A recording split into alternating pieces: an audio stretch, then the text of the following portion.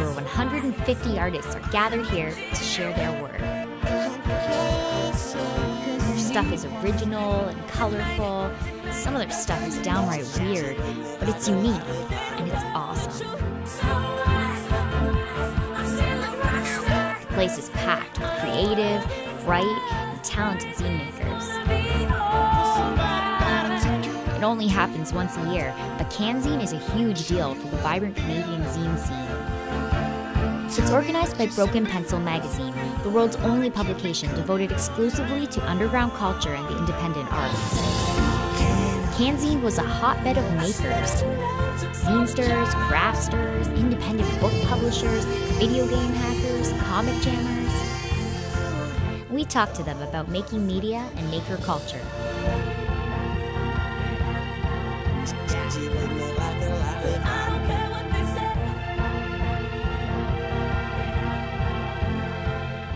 Here's what they had to say.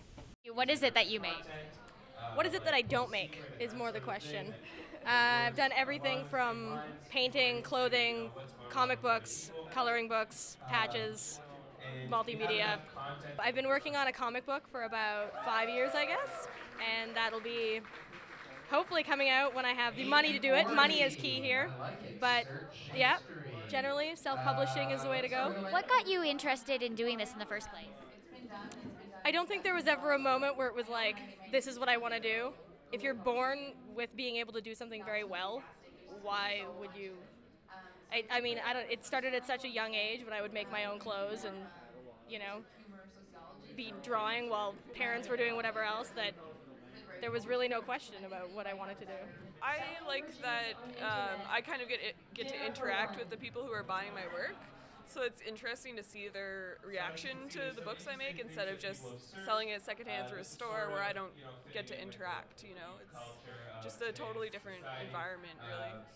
I make a lot of stuff. I do a lot of drawing and painting and printmaking and bookbinding and sewing. So this is kind of a representation of all that sort of stuff, collage.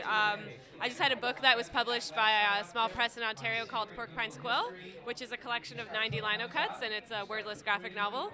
And then I just have a lot of zines of drawings and some poems and stuff. So I guess I just think of myself as a creator in whatever sense. It's just sort of, if there's a material that inspires me and I can use my hands to make it, then that's what I like to do. I mean, I don't come here really to make money. It's really about just showing people what I've made. But it's just the most satisfying thing in the world to make stuff, to use your hands. So I do it. We take from life in many ways, and I think we kind of focus on the ridiculous things that happen day to day, and that often appears in our work. People with an artist background are more of the do-it-yourselfer types anyways, and that's why a lot of the people you see around here are artists.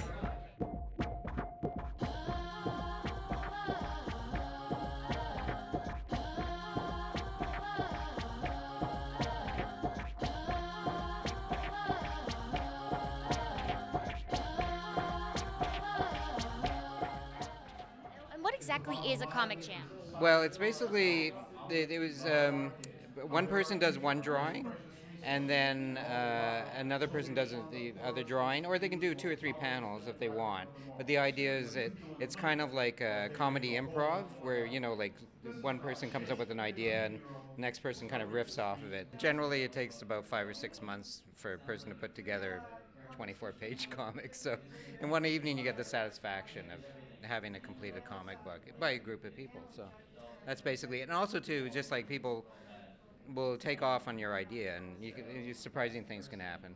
One of the things I get out of it is the fact that you create and you're there and you're interacting with people and you get ideas, and it's all like one big process. So you're not sitting at a computer on your own somewhere else. You're there with other people. So it's a two-way street. So that's the one thing I get out of it. I think when you get into the 3D and using the computers, it's actually more time-consuming, actually, to get an idea out. And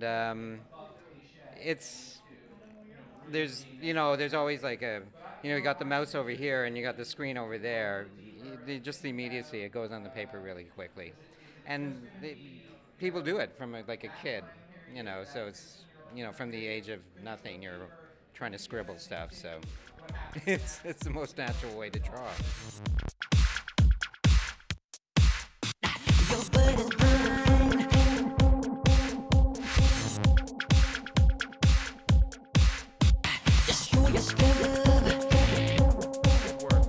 So what were your motives behind doing this? I make video games, so I always wanted to play my video games on an old arcade type machine, you know, with the old joystick and the buttons, and it's fun actually. You know, it was a lot of annoyance to get everything to work because of the technology not doing what you want it to do, or I mean, it does what you tell it, but it doesn't do what you want. I find when I get frustrated enough, I walk away and then come back the next day and say, okay, more ideas come to you, and you figure, okay, why this isn't working is, you know, maybe this, so you try it and it works. Eventually, we got the laptop to run off the USB stick. Then I had to get the cabinet and basically rip out the interior to get the TV to fit in. It's actually running on a TV, not a monitor. And because the laptop had S-video out, so we wanted to have it looking retro, and computer monitors don't necessarily look like the old arcade machines. So the TV actually does look a little more retro, and getting that in the machine was a bunch of physical building, you know, wood and glue and nails and screws and things. It was a lot of head scratching and hair pulling, and eventually it worked.